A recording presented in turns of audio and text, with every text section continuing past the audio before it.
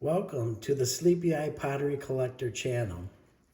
Today I'm going to talk about a blue and white Old Sleepy Eye Stein, which was believed to be produced by the Weir Pottery Company of Monmouth, Illinois. The Weir Pottery Company was in business from 1899 to 1906, and you'll recall it is the Weir Pottery Company who was the producer of the classic and original Old Sleepy Eye stoneware stein, vase, bowl, and buttercrock.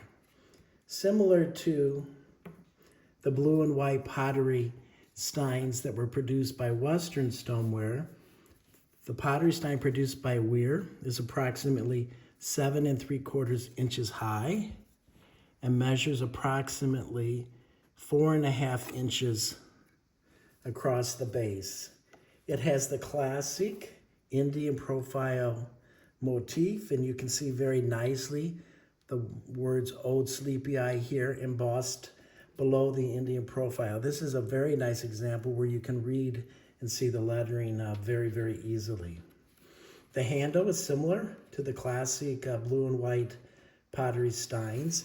And if you look at the reverse of the stein, the motif is also similar in that we have an Indian here crouching over a fire.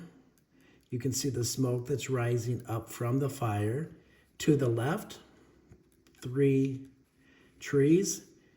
I like this piece in particular because you can see just the nice intrinsic molding of the tree leaves that are here. Very, very nice, highlighting really the decoration on these pieces and the quality of the molding on these pieces. To the right of the crouching Indian, there are 3 teepees, as you can see here. The staining pattern of the Weir Pottery blue and white steins is very similar in distribution to that of the stoneware steins that were produced also by Weir. As you can see here, in this upper area, we have blue staining that goes between the ridges, similar to what we have here on the Weir Pottery Stein. The profile is similar. The wording of Old Sleepy Eye here at the base of the profile. Note here, below the profile, there's this area that's stained completely in blue, similar to that seen here on the Weir Pottery Stein. That's really important to notice that distribution of staining as we're going to compare it to the blue and white pottery steins produced by Western stoneware. The other thing to notice is on these Weir Pottery Steins, there's this area of white in which the blue glazing has not been brought down entirely to the base. This is a key feature. It's also something that's similar to that I described when talking about the number 4 and the number 5 pottery pitchers that were produced by Weir. Also notice to the left and to the right of the Indian profile, in both of these examples, there's no staining to the direct left and right of the Indian profile. Keep that in mind when we compare this to the traditional blue and white pottery stein of Western stoneware.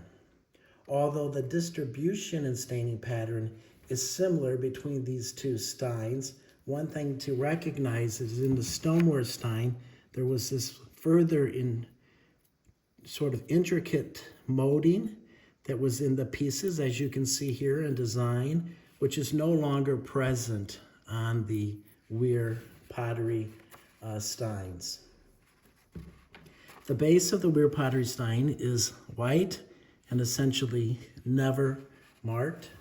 Remember that the Weir pitchers occasionally would have a black Weir Pottery Company mark within a black circles. These pieces, the Weir Pottery Steins, are never marked.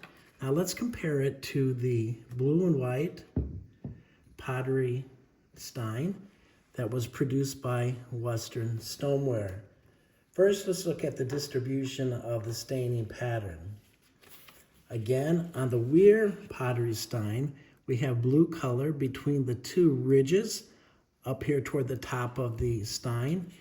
On the stein made by Western Stoneware, each of the ridges is highlighted in blue, but the area between the ridges is not stained blue.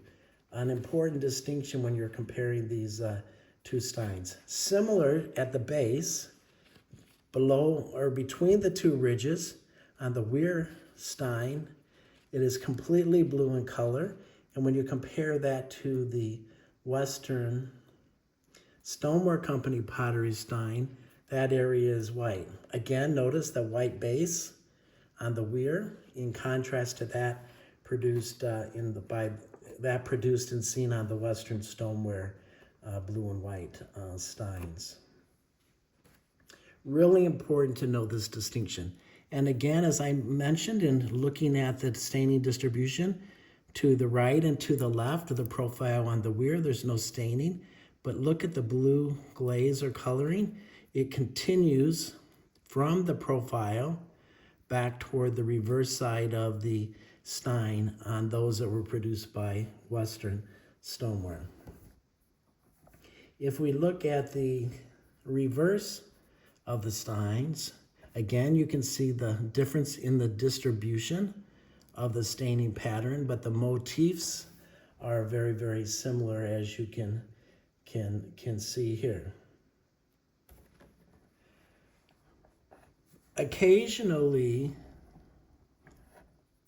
and not uncommonly, the blue and white pottery steins produced by Western Stoneware will have a blue rim around them, as you can see here.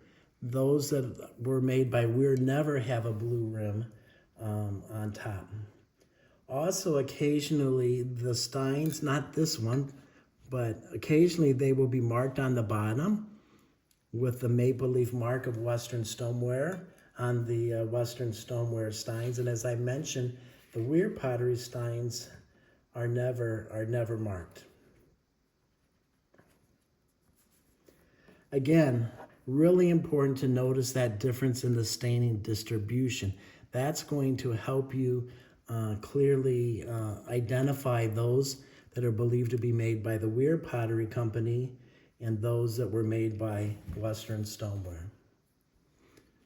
One of the last features that I want to describe or to emphasize on this stein is when you see these and find these steins, they almost always have a significant amount of crazing.